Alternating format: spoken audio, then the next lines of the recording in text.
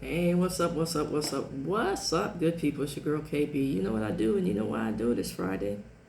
It is December 1st and it's 3:37 in the a.m. Yesterday, I did a recording about God having a standard.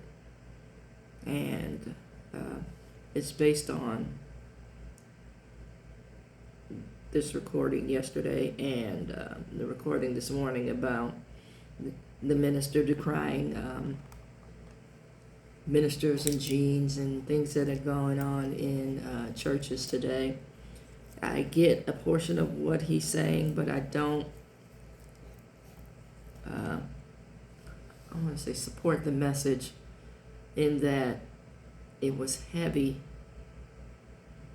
on judgment and condemnation, and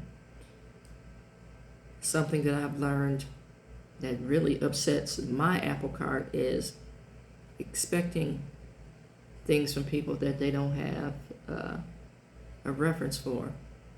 You know, expecting me from them, if you will. Amen. It's basically setting up somebody to take a test that they're going to fail because they didn't know they were going to have a test.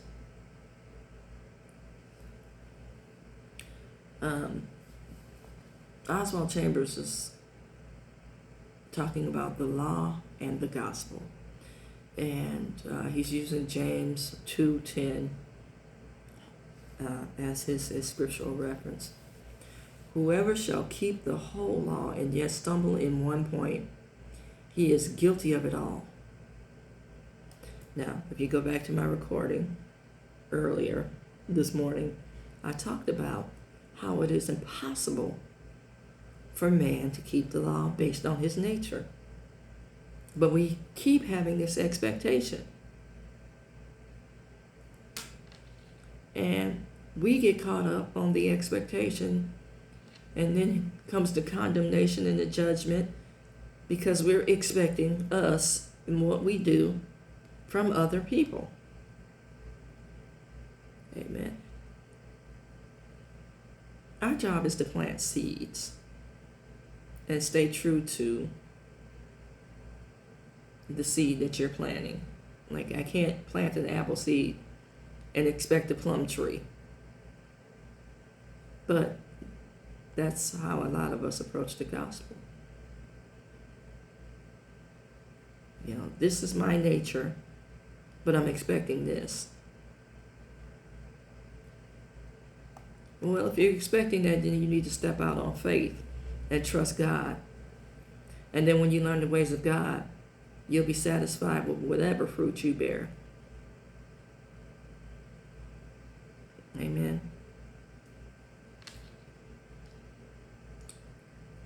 Again, James 2:10.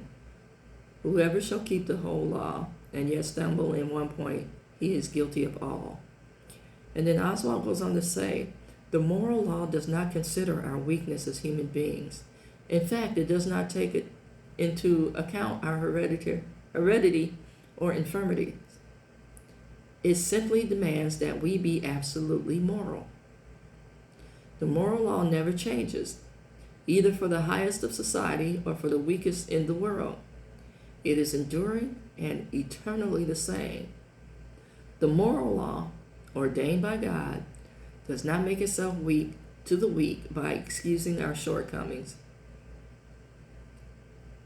It remains absolute for all time and eternity. If we are not aware of this, it is because we are less than alive. Once we do realize it, our life immediately becomes a fatal tragedy.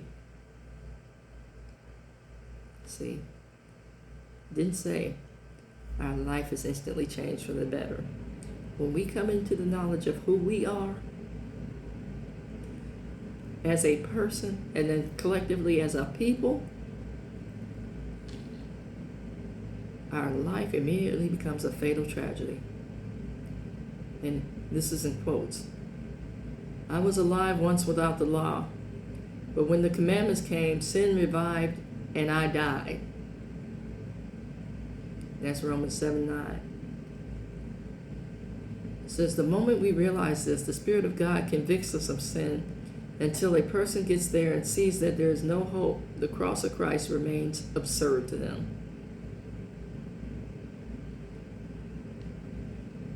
Once I realize that my sin separates me from God, once I come into the true knowledge of that, your heart should be broken. And then you should be, notice I said should, this is what the gospel does. It breaks your heart, and then it takes your heart to seek a reconnection with God. Amen. It makes you realize that you are totally dependent upon God in order to be righteous or to be right. And we don't get that peace. We go back to the comfort of sin constantly.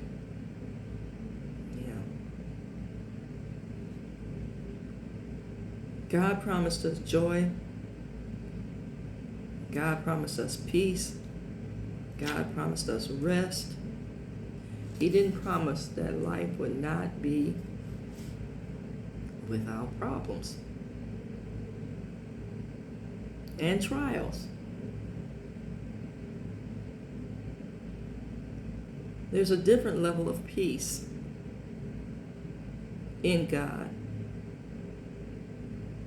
if you take that into consideration. See, if you look at the disciples while they were imprisoned,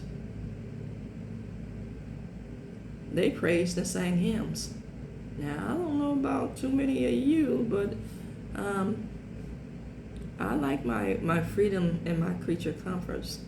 And prison does not offer that to most. Amen. But they sang and praised because there's a different standard.